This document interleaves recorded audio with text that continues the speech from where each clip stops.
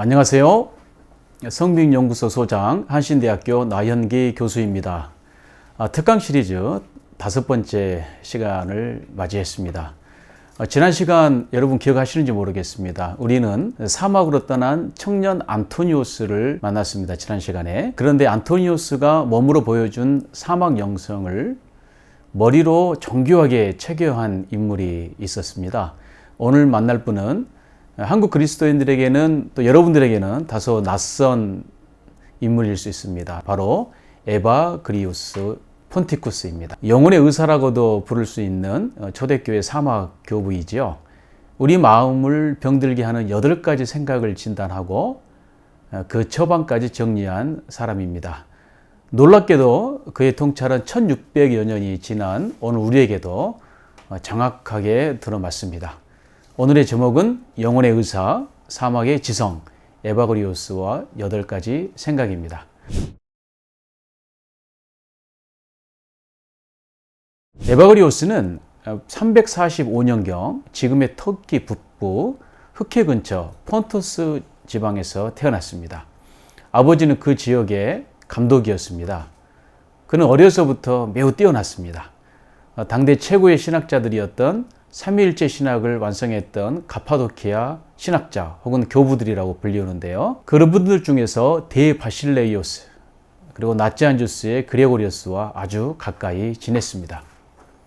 381년 콘스탄티노플 공의의 삼위일체 신앙이 정통으로 그곳에서 확정이 되었죠. 그 역사적인 자리에서 에바그리우스는 최전선에서 가파도키아 신학자들을 도와 활약했습니다. 당시 젊은 나이였는데 그의 명성은 또 그의 이름은 콘스탄티노플에서 하늘을 찔렀습니다. 그런데 위기가 찾아옵니다. 콘스탄티노플에 머무는 동안 그는 한 고위 관료의 아내였던 귀족 부인을 사랑하게 되었습니다. 어느 날 그는 꿈을 꾸었죠. 황제의 군사들에게 꿈속에서 체포되어서 어느 기둥에서 사슬에 묶여있는 자신을 보는 꿈이었습니다. 그때 한 천사가 나타나서 복음서를 손에 얹고 이 도시를 떠나겠다라고 세약하라고 했습니다. 꿈에서 깨어난 에바그리우스는 즉시 콘스탄티노플을 떠납니다. 그리고 예루살렘으로 향합니다. 하나님을 향한 수도의 여정이 시작된 것입니다. 예루살렘에서 그는 후원자 멜라니아를 만났습니다. 그런데 도착 직후 6개월간 심한 열병을 앓게 되었지요. 생사를 오가던 중에 그는 멜라니아에게 콘스탄티노플에서 있었던 일을 솔직하게 고백합니다. 멜라니아는 수도 생활에 헌신하라고 강력하게 권했습니다. 그가 모든 것을 포기하는 심정으로 그녀의 제안을 받아들이며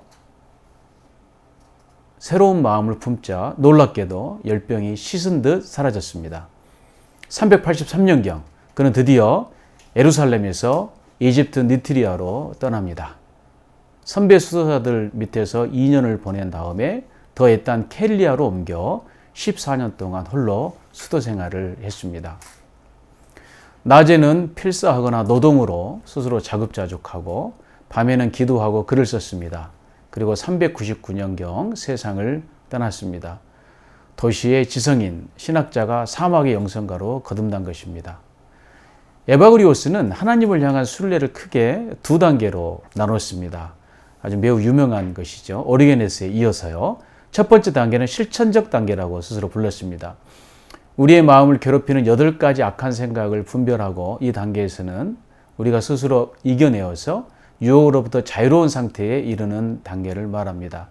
두 번째는 관상적 단계, 또 하나님과 연합하고 깊이 있게 임재를 경험하는 단계라고 말할 수 있겠습니다.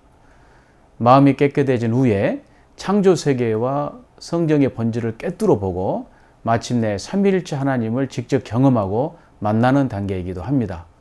물론 인간이 우리는 완벽하게 하나님의 임재를 경험하고 이 세상 가운데서 그분을 만나고 그분과 하나 되는 것은 어렵지요. 오늘 강의에서는 특히 첫 번째 단계, 그러니까 우리 일상과 가장 밀접한 8가지 악한 생각에 좀 더 집중해 보겠습니다. 이 8가지가 무엇인지, 어떻게 우리는 이겨낼 수 있는지, 그리고 오늘 우리 삶에 어떻게 적용할 수 있는지를 좀 더 자세히 살펴보겠습니다. 먼저 에바그리오스가 말하는 생각이 무엇인지를 우리는 알아야 합니다. 여기서 생각은 단순한 우리가 생각하는 잡념이 아닙니다. 헬라어로 로기스모이라고 하는데요. 악마가 우리 마음밭에 뿌려놓는 일종의 우리 안에 있는 이미지를 말합니다. 우리의 모든 관심이 그 이미지에 빠져들어 하나님과 이웃을 향한 사랑과 갈망을 잊게 만드는 것입니다. 에바그리오스는 이것을 8가지로 분류했습니다. 그리고 8가지는 무질서한 나열로 본 것이 아니고 서로가 사슬처럼 깊게 이어져 있다 이렇게 주장합니다. 좀 더 자세히 살펴볼까요? 첫 번째는 탐식입니다. 더 배불리, 더 맛있게 먹으려는 우리 안에 있는 욕망입니다. 수도자의 탐식은 단순한 식탐을 넘어서서 제대로 먹지 못하면 병들지 않을까, 이렇게 해서 내가 죽지 않을까 하는 큰 염려를 말하는 것이기도 합니다. 이런 불안과 건강의 염려까지 포함하는 탐식은 모든 싸움의 첫 관문입니다. 처방은 절식, 즉 금식하는 것입니다. 정해진 시간을 지키고 우리가 먹는 양을 줄이며 소박한 음식에 만족하는 것을 말하지요. 두 번째는 성욕입니다. 성적인 욕망이죠. 악마는 특히 금욕하는 이들에게 아주 거세게 성욕을 통해서 몰아붙입니다. 이래봐야 소용없어. 차라리 평범하게 사는 게 어때? 라고 끊임없이 속삭이죠. 처방은 흥미롭게도 식사를 절제하는 것이라고, 또 물을 절제하는 것이라고 에바그리오스는 이야기합니다. 배가 부르면 정욕이 더 끓기 때문이죠. 여기에 노동과 우리 주님을 묵상하는 일을 더합니다. 세 번째는 탐욕입니다. 재물을 끊임없이 모으고 지키려는 마음입니다. 자본주의를 살아가는 우리에게 늘 언제나 유혹이 되는 것이죠. 그 뿌리는 미래에 대한 불안입니다. 늙고 병들 때를 대비해서 쌓아두려고 하는 마음이죠. 처방은 자선과 자발적인 가난을 위해서 노력하라 이렇게 말합니다. 우리는 세상에 아무것도 가지고 오지 않았고 아무것도 가지고 가지 못한다는 사실을 끊임없이 기억하라는 것입니다.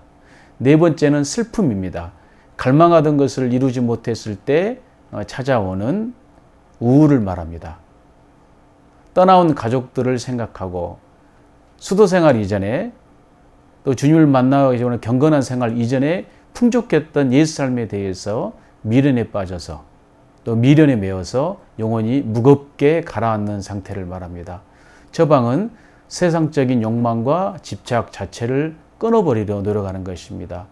이러한 욕망이 사라지면 좌절에서 오는 슬픔도 설 자리가 없으니까요. 다섯 번째는 분노입니다. 에바그리오스는 8가지 중 가장 격렬한 정념이다 이렇게 주장합니다. 나를 모욕하거나 부당하게 대하거나 이러한 사람들이 내 마음속에 자꾸 떠오르는 거예요. 그래서 영혼이 그러한 마음속의 분노 속에 종일 들끓는 상태에 빠져 있는 것을 말합니다.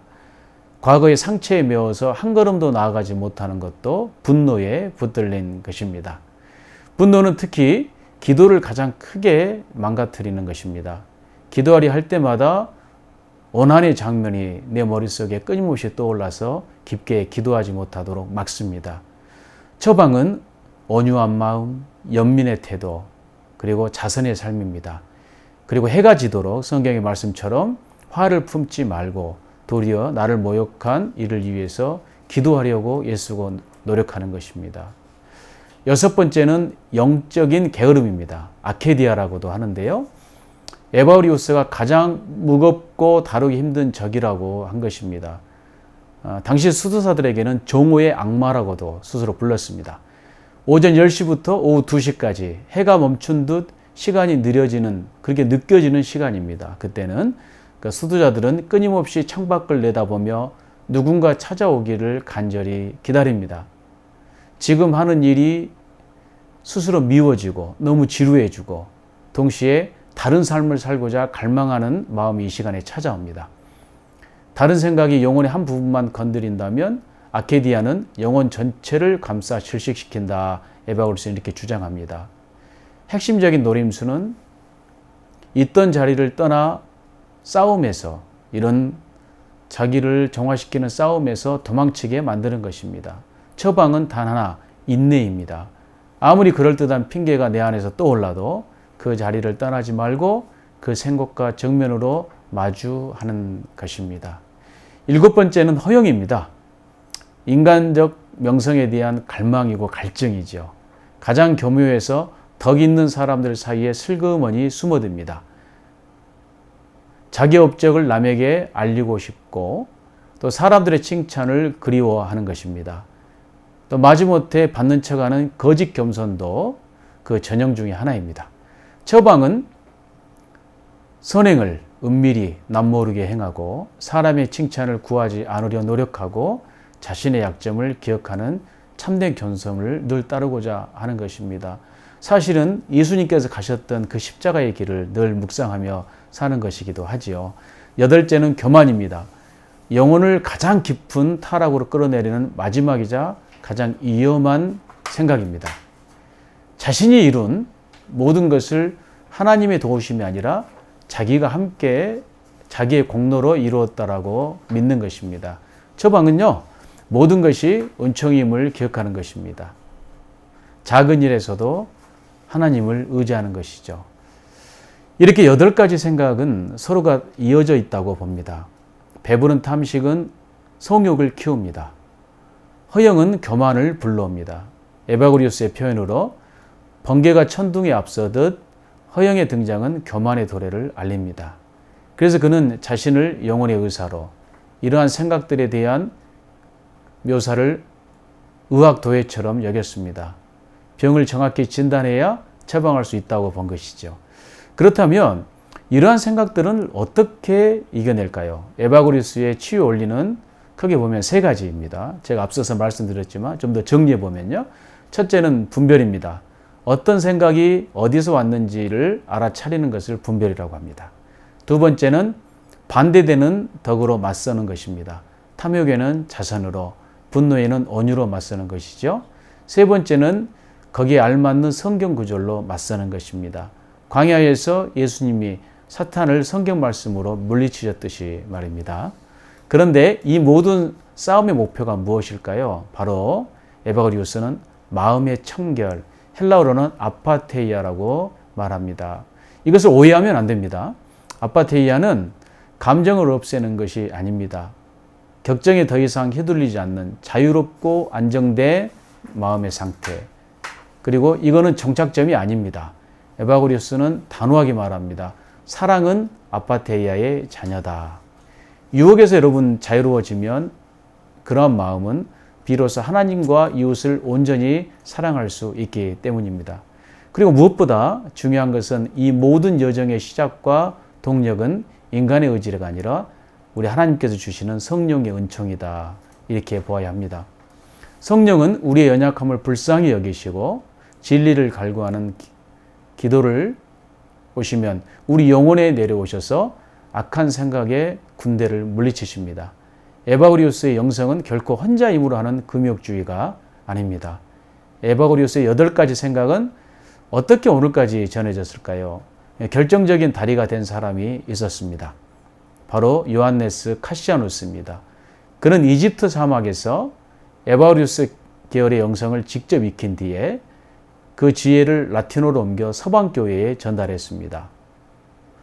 어려운 헬라어 잠언을 일상의 비유로 쉽게 이해할 수 있도록 풀어낸 것이죠.